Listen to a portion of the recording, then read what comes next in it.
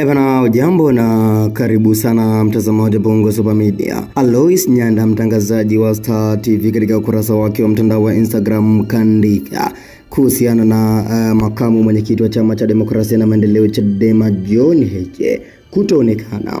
Alois Nyanda kazungumza nini? Utakwenda kufahamu. Cha kufanya ni kubonyeza alama ya kusubscribe ili uwe mtu wa kwanza kupata video mbalimbali kutoka hapa Bongo Super Media, na bila kupoteza muda.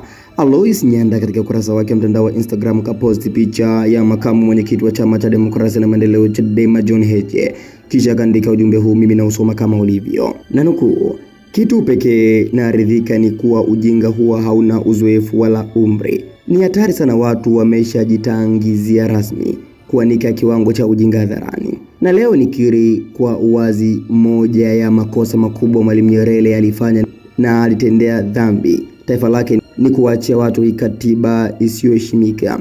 Mwalimu alijua na alisema kuhusu hii katiba namna ilivyo mbovu. Kama kweli alikuwa serious, why alikaa madarakani zaidi ya miaka 20 na mpaka anaondoka akaiacha katiba aliyogundua ni mbovu? Katiba inayojenga watu kuwa na nguvu za kimungu kuliko taasisi. Katiba inayoweza kujisimika kwa tabia za kiimla. Watu wanafika hatua haoni aibu. Ujue rasmi tumeshafika tamati katika kilele cha juu cha dhambi. Hebu ufikiria mfano John Heche alikamatwa na jeshi la polisi kwenye viunga vya mahakama kuu masjala ndogo ya Dar es Salaam. Kila mmoja alishuhudia na mchana kweupe kabisa, na wala hakuwasumbua polisi wakati wa ukamataji wake. Muda mfupi baada ya kukamatwa kwake, Deputy George aliwafahamisha mawakili na ndugu wasaidizi wa Heche kwamba anapelekwa Tarime ambako ndo kuna kesi yake.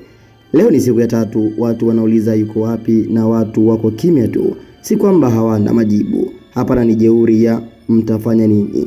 Mimi natukizwa na hiki kitu, na tayari naamini hata aliyekianzisha hana uwezo wa kukikataza kwa kuwa kimegeuka utamaduni. Ni hatari.